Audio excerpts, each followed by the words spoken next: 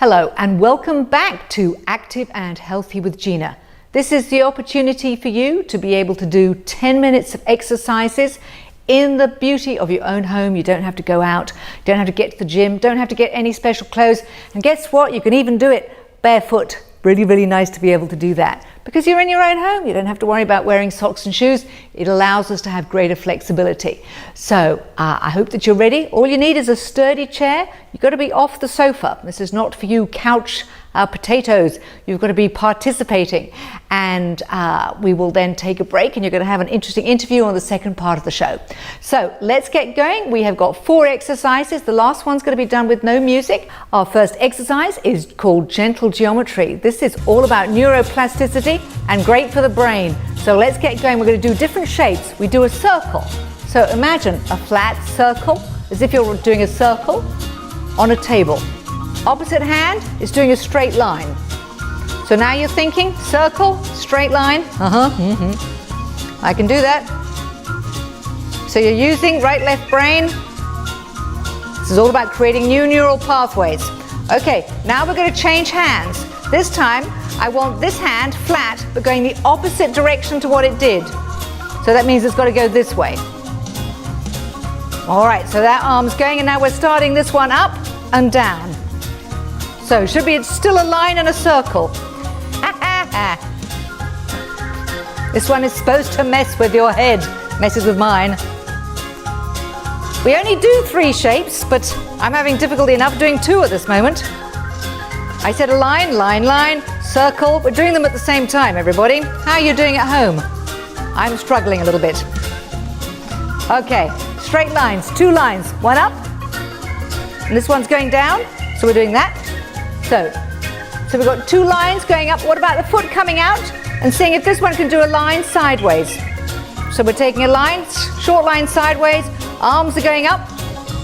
Is that still going to the side? I think. What about the other foot? Quickly, do the other foot. Always got to balance. I wisely chose a short song for that one. Okay, the next exercise is one we call power tools. So, summer's coming. I think it's time we get out into the garden. Let's get our garden shears. So we've got to be chopping the hedge. So as I said, remember, this is always about exercise, because if we're thinking about what we're doing, we're not realizing we're actually having to use our arms coming in and out. And imagine you're now chopping on top of a little hedge. In and out. A little bit of hedge clippers. You've got to lean forward and do them down the back now. How's that going? I'm getting a little set of secateurs. Go out and cut some roses for the house. And a little clip here. Clip there. Mind the thorns. Clip there. Clip there. And you're going to put them into a vase. What about getting on the lawnmower? One of those sit-down lawnmowers. Got the little feet moving. Maybe you got some music in your ears while you're doing your cutting the lawn. Maybe it's a big lawn if we've got a sit-down one. What about a small one that we actually have to push? And we've got to get it started. It's old-fashioned. We've got to get down and pull the little motor to get it started. Is that working? Maybe try the other arm. Come on, we've got to give it a bit of power. That's why it's called power tools, this one. Right. Okay, oh yeah, there it goes. Okay, we've got your little lawnmower going. A little bit of a jigger. You've got to be You think I look silly. What do you think you look like at home? As long as we're having fun, we're doing it right. That's all I say. Okay, we're mowing the lawn, or maybe rolling the lawn now. Maybe we've just got to put a new bit of turf down and we've got to roll it out. So it's nice and flat. Maybe it's going to be one of those local buffalo grasses or kikuyu, so it's going to, be drought resistant. We need that at the moment, don't we? All right, very good. A little bit of gardening. I don't believe in doing too much. It can be very tiring. Okay, what about a little bit of exercise and some ball sports? Okay, we're going to be bouncing a ball here. So you're going to bounce it all around you. Maybe we're practicing as if it was a little basketball. What about bouncing it under your leg? Bounce, side to side, bounce, bounce. And the other hand, bounce the ball all the way around behind you. Ooh! Round to the front, under your leg, bounce, bounce. Keep that leg up and down. Oh, well, I'm giving mine up actually. Now, what about a bounce and a throw? As if that ball's got to go into a hoop. Got to beat the Harlem Globetrotters here. Grab your ball, bounce it round to somebody. Side to side.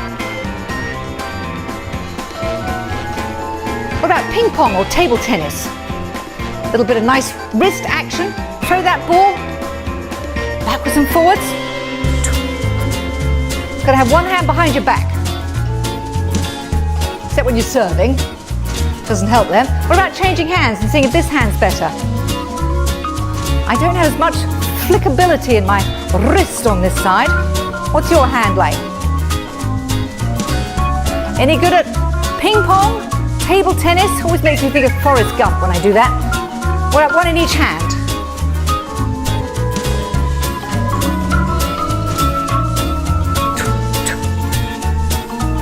There we are. That's our team fit, a little bit of ball sports. Now, the last exercise that we're going to do today is called breathe out loud. So this is very, very important for the oxygenation of our cells because we don't breathe right the way down into our diaphragm. So we're going to start with a nice big deep breath in. So breathe in. Big exhale. Blow all the stale air out.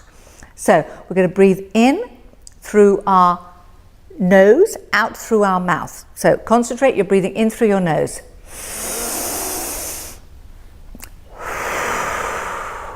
In through your nose.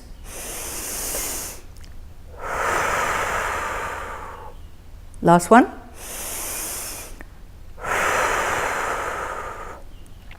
One needs to not do too much of that because you can actually get a little bit of lightheadedness. So I hope you're not feeling lightheaded. Just breathe normally. It's always useful as well to put your hand on your tummy because when you breathe in, you feel the tongue go out and it contracts in, out, in. Another great thing to do is just go through the vowels and make noises because it also makes you breathe and articulate. So we're just going to go A, A, A, and then I, and O, O. Really draw breath in. O. Purse your lips. O, O, O. And then you, as if I'm pointing to you. You, you, you, you. That's more of an exhale. You feel it. You, you. A-E-I-O-U. What did we miss? E, E, E. You can make it high, you can make it low. E, E, E. Every time you're making noises or singing, even something as simple as happy birthday, or else simple rhymes. So we're going to finish up with a very, very simple red lorry, yellow lolly. Red lorry, yellow lolly. Red lorry, yellow lorry. Red lolly, yellow lorry. So I saw seashells on the seashore. I see seashells on the seashore. Or she sees seashells on the seashore. All of these great breathing exercises make you focus on the brain and the mind as well. So there we are, fun 10 minutes of your Ageless Grace exercises. I hope that you enjoyed those today. A little bit of variety. Gentle geometry works on neuroplasticity. That's the primary benefit, working on different parts of the body. Power tools, we were out there in the garden. Team fit, working on some ball sports and some breathing. There we are, 10 minutes, Ageless Grace, done and dusted. Go and grab yourself some water and I'll see you back for our interview in a few moments. Bye. Welcome back to Active and Healthy with Gina. It's 2018. How did that happen? So first and foremost, a very, very happy new year to you. I hope that you had a wonderful festive season, which if you were anything like me, just might have included a little bit too much food, certainly too many chocolates. In my case, I'm not too much drink, but it is a season to be jolly. It is a season to spend time with family and friends. So I hope you had a good holiday. I hope you had a good break. But the wonderful thing about the new year is that it's the perfect opportunity to start with a clean slate and thinking, this is a new week, this is a new month, this is a new year, and I can do some things differently. I read the whole time, so I was always inspired by different people, and very often I just pull out one phrase that ends up being my phrase for the year. I read an author called David Allen who is into self-management, wrote a great book called Getting Things Done, and one of his books is called Ready for Anything, and the chapter was about the new year, and he spoke about one year deciding it was going to be a year of better choices. And I thought, I like that. I want this year, 2018, to be a year of better choices. So I'm going to encourage you to make 2018 for you a year of better choices. So what does that mean? It means consciously choosing that if somebody's offering you a large plate of potatoes, you can choose to say no thank you with a smile. If you're being offered a box of chocolates, you can choose to say no thank you because you're choosing something for your health. And I liked it, even if he speaks about it with a choice of percentages. How about you make a better percentage of better choices this year? Then at the end of the year, you're going to be able to look back and say, wow, that was a great year. So this is going to be my year of better choices. I hope that you'll join me with that. And I do a process every year with something that was started by another great author and leadership mentor, a man called Robin Sharma. And he has a process called the life audit. So I'd like to encourage you to grab pen and paper if you don't have it, because this is a very, very simple process. But it is a way of helping get 8 key things for yourself set up during the course of the year so that you have 8 goals to work on. Now, I'm not one for saying we're going to do New Year's resolutions, because as we all know, we say, oh, 1st of January, I'm going to stop eating chocolates, or I'm going to stop having bread, or I'm going to stop smoking, or I'm going to get to the gym. And as we know, so many people go and register at the gym, they sign up with expensive memberships, sign contracts, which are very often for 2 years and you can't get out of, and then go once or twice. So the gyms are very, very happy because they have a huge amount of people who sign up and who then never go. So I want you, because we're into a year of better choices, to say, I'm going to look at and choose 8 things that I want to be able to do. And so if you've got a piece of paper, I want you to draw a big circle, because what we are going to look at is the balance of where your life is at the moment. And this is going to end up looking a little bit like a bicycle wheel. So if you just draw a big circle, then I want you to draw a line straight down the middle, as if it was one spoke. You're then going to draw a line directly across, so it is now into quarters. You are now going to do lines through 1 quarter, 2nd, 3rd and 4th. So you have now got 8 different sections, because we are going to be working on 8 key areas of your life that you are going to be setting one key thing that you want to focus on this year, and I'm going to teach you how to keep moving that thing forward. So the very first area that you're going to look at, so we're going to write down these 8 quickly on one side. So number 1, the first area that we're going to look at is your inner life. Now your inner life can be your spiritual life. It can be the amount of time that you spend reading your holy books. It can be the amount of time you spend on your own personal development, taking care of yourself. So number 2 is going to be on your health and energy. Number 3 is going to be on your family. Number 4 is going to be on your career. Now, maybe as we know, active and healthy, a lot of the people who watch this show are retired. But maybe you've got goals around that area, or maybe there's something, a project that you would actually like to add in to do within your retirement. We're going to look at your finances. That's a key area that all of us need to be working on. Another area we have is called your circle of genius. Now, the circle of genius is the people that you are around.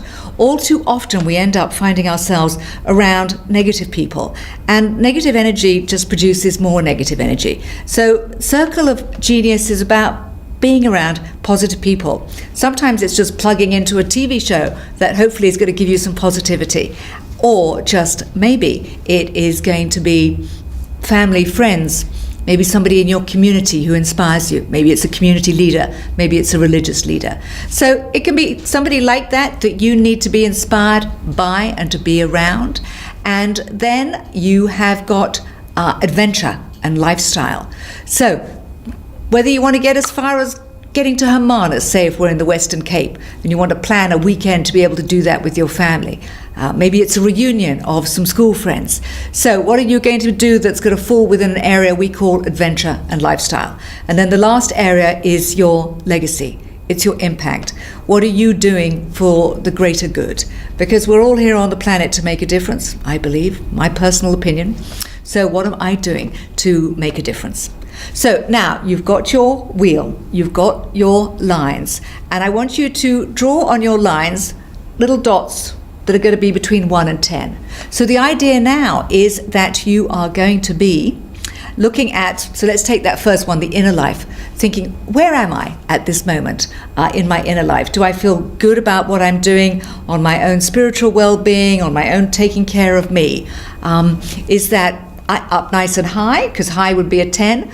And what I would say to you is don't put anything at a 10, because we all have room for improvement. So something could be absolutely great. I'd say the maximum you're allowed to have it be is 9.5, because we always want to allow room for growth. We should always, and we can always, keep growing.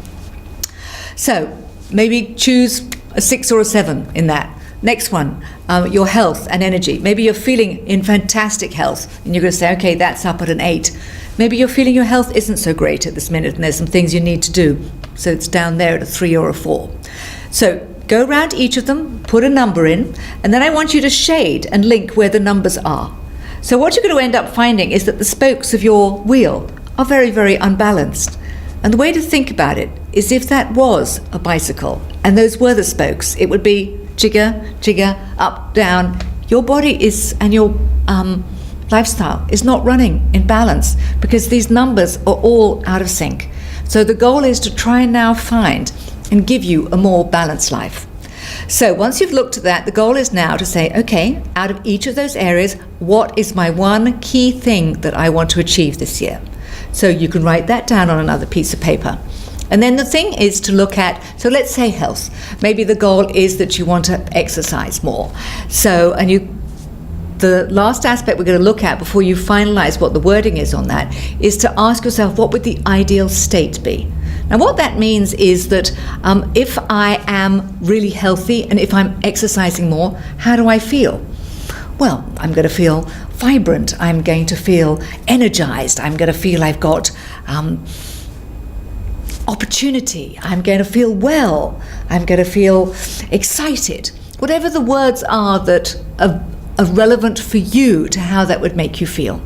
So then you now need to make sure, because you want to walk away with the 8 things in these 8 different areas, and it needs to start with a verb and a positive action verb. It's not stop being lazy. So you don't want negatives. You want something that is going to encourage you. So it can be a word like walk, 30 minutes every day. Make it specific and make it manageable. Make it every other day. Be kind to yourself. I'm not asking you to get up and go and run marathons, although people do in their 60s, 70s, 80s. But find something that you would like to do. Maybe it's going to be something as simple as making sure that you do your 10 minutes of Ageless Grace with me at the beginning of every show. Maybe you're going to commit to doing that. The episodes will be up on YouTube this year, so you'll be able to go and try different episodes a couple of times a week.